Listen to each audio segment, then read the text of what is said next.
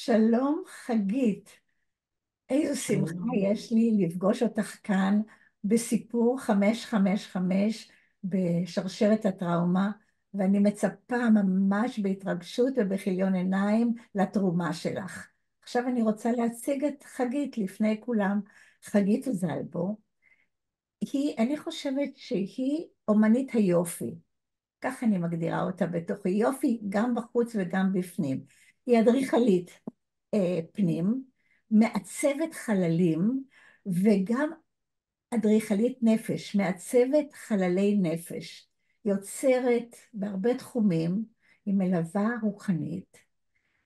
היא עוסקת ב-NLP, שהיא תסביר משהו על הנושא הזה, והיא גם משוררת, היא יוצרת ערכות קלפים מדהימות, יפהפיות, שיש בהן צילומים שלה, צילומי טבע נהדרים ושירים שלה.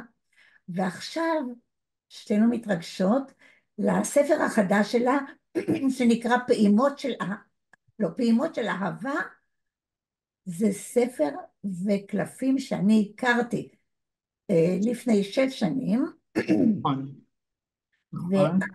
ואני רוצה עכשיו, פעימות של אהבה זה הספר הראשון, והספר החדש, הוא תראי לנו אותו לרגע, חגית. הנה, אני מראה לכם את החדש. כן, זה החדש, לחישות מחושפות.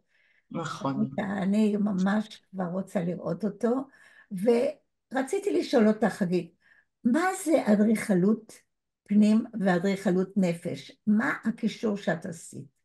אוקיי.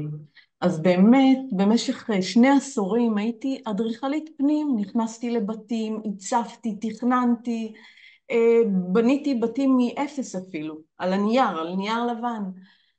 ובעקבות איזה משהו שעוד מעט נדבר עליו, עוד מעט נספר עליו, שיניתי, עשיתי איזה סוויץ' ונכנסתי לתוך הבית הפנימי של האדם. בית פנימי של האדם זה כמו בית מקדש שלו, זה הבית המקדש שלו.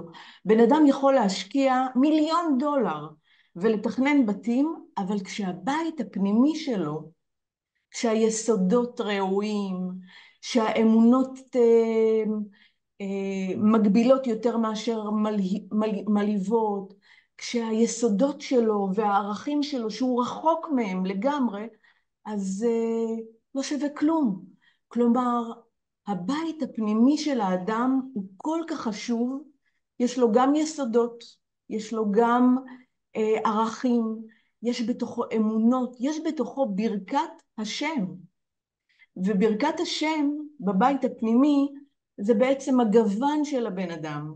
זה אז אני רוצה לשאול אותך, לפני שאנחנו ממשיכים כן, בעניין הזה, כן, איפה פגשת את הטראומה בחיים שלך? כי זה הנושא שלנו. מה קרה ואיך זה נכון. השפיע עליך? אני הולכת 16 שנה לאחור, בעלי עבר תאונה,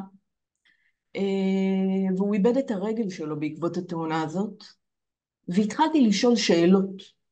התחלתי לחפש בכלל מי אני בתוך כל הסיטואציה הזאת? מי הוא בתוך כל הסיטואציה? למה זה קרה? איך אנחנו הופכים את הלימון הזה ללימונדה? זה היה המפגש הראשון שלי בעצם עם טראומה, אוקיי? משם, בעצם אחרי שנה בערך, יצאתי למסע עם עצמי, ובמסע הזה, חלק מהמסע היה ללכת ללמוד אימון רגשי, ואחר כך גם NLP, ולהתחבר לפוטותרפיה. יצאתי למסע בטבע, עם מצלמה עליי, טיילתי בים שעות, אולי עוד מעט נרחיב על זה, וצילמתי, ופתאום התחילו לרדת מילים, וכתבתי, התחברתי לתוך איזשהו מעיין שלא הכרתי קודם. לא הכרתי את המעיין הזה קודם, מעיין של כתיבה, מעיין של צילום, ומשם התחילו להגיע כל התובנות, ונפתח לי איזשהו נתיב שממנו לא יכולתי לחזור. נפתח לי שער בעצם, וממנו לא יכולתי לחזור אחורנית, לעולם הקודם שלי.